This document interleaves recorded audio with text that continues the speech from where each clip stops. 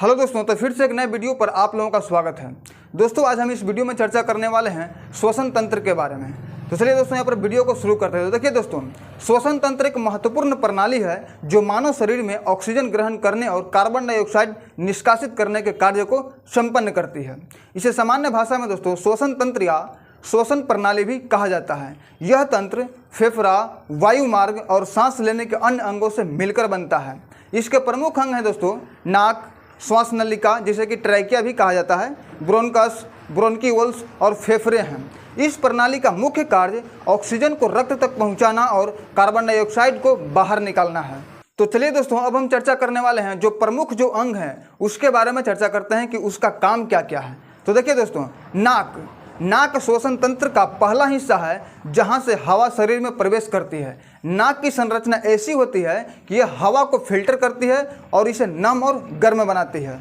अब दोस्तों ये श्वसन नलिका जिसे कि ट्रैकिया भी कहा जाता है, यह एक नलिका होती है जो हवा को नाक से फेफड़े तक पहुंचाने में मदद करती है।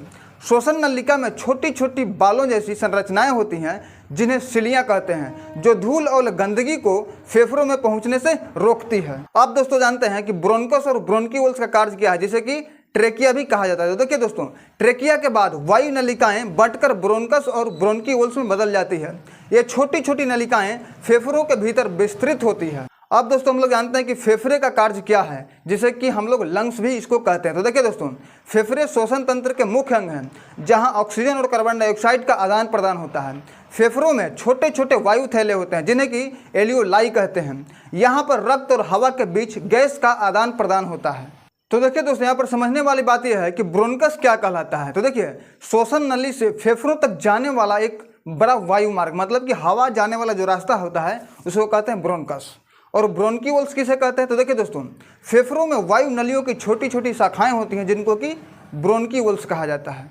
तो चलिए दोस्तों अब हम लोग समझते हैं श्वसन तंत्र को। तो देखिए दोस्तों, जब हम वायु को अंतः श्वसन द्वारा अंदर लेते हैं तो यह हमारे नाक से नासा गुहा में चली जाती है। नासा गुहा से वायु श्वसन नली से होकर हमारे फेफड़े में जाती है। फेफड़े वक्ष गुहा में स्थित होते हैं। वक्ष गुहा दोस्तों पार्श्व में पसलियों से घिरी रहती है, एक बड़ी पेशीय परत जो डायाफ्राम कहलाती है। श्वसन में डायाफ्राम और पसलियों से बने पिंजर की गति सम्मिलित होती है। अंतः श्वसन के समय पसलियां ऊपर और बाहर की ओर गति करता है और डायाफ्राम जो है वो नीचे की ओर गति करता है। यह गति हमारा वक्ष गुहा के आयतन को बढ़ा देती है और वायु फेफड़े में आ जाती है। फेफड़ा वायु से भर जाता है।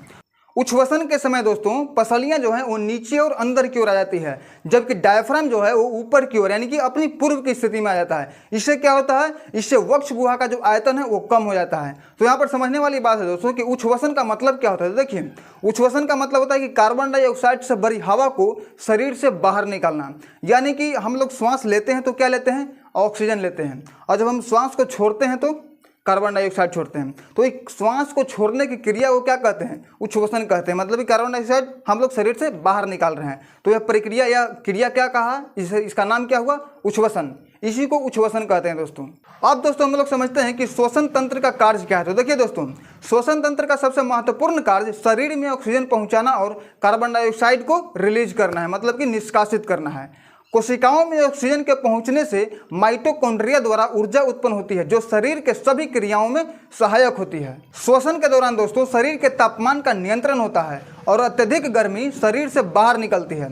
रक्त का पीएच संतुलन बनाए रखने में भी यह श्वसन तंत्र जो है वो सहायक होता है। अब दोस्तों हम लोग समझते हैं श्वसन तंत्र से संबंधित बीमारियां और उसकी समस्याएं। तो देखिए दोस्तों, अस्थमा क्या है, श्वसन तंत्र से संबंधित बीमारी है और इससे समस्या क्या होता है, यह एक एलर्जी से संबंधित रोग है जिसमें वायु मार्ग संकीर्ण हो जाते हैं जिससे कि सांस लेने में कठिनाई होती है। और देखिए ब्रोंकाइटिस क्या है, यह भी श्वसन तंत्र से संबंधित बीमारी है। इससे क्या दिक्कत होता है, इसमें श्वसन नलिका में सूजन आ जाती है जिससे बलगम या खांसी का समस्या होती है। निमोनिया, यह भी दोस्तों श्वसन तंत्र से संबंधित बीमारी है। तो इससे समस्या क्या होता है और क्या होता है, तो देखिए दोस्तों, निमोनिया जो है वह एक संक्रमण है जो फेफड़ों के एलियोलाई में सूजन और पानी भरने की स्थिति पैदा करता है। अब दोस्तों ये देखिए टीबी को जैसे कि तपेदिक भी कहा जाता है। तो देखिए टीबी जो है वो भी श्वसन तंत्र से संबंधित बीमारी है और इससे समस्या क्या होता है और ये क्या है तो यह एक जीवाणु संक्रमण है जो फेफड़ों को प्रभावित करता है और गंभीर समस्या उत्पन्न करता है। अब आते हैं दोस्तों श्वसन तंत्र के निष्कर्ष पर, मतलब कि ये हमारे जीवन के लिए कितना महत्वपूर्ण है और इसे किस प्रकार से इसे ठीक रखा जा सकता है। तो चलिए दोस्तों आइए देखिए, श्वसन तंत्र हमारे शरीर की महत्वपूर्ण प्रणाली है जो हमें जीवित रहने में सहायक है। इसका मुख्य उद्देश्य ऑक्सीजन को शरीर में प्रत्येक हिस्से तक पहुंचाना और शरीर से हानिकारक जो गैस है उसको बाहर निकालना है। स्वस्थ रहने के लिए इस प्रणाली का सुचारू रूप से कार्य करना बहुत ही जरूरी है। श्वसन तंत्र को स्वस्थ बनाए रखने के लिए क्या करना पड़ेगा? स्वच्छ वातावरण, संतुलित आहार, नियमित व्यायाम और तंबाकू जैसे हानिकारक पदार्थों से दूरी बनाकर रहना हम लोगों को अति आवश्यक है दोस्तों। तो दोस्तों बनाया गया हमारा वीडियो आपको कैसा लगा, मतलब कि ये जानकारी है दोस्तों, ये आपको कैसा लगा कमेंट करके जरूर बताइएगा। तो फिर मिलते हैं दोस्तों एक नए वीडियो में, तब तक दोस्तों जय हिंद, जय भारत।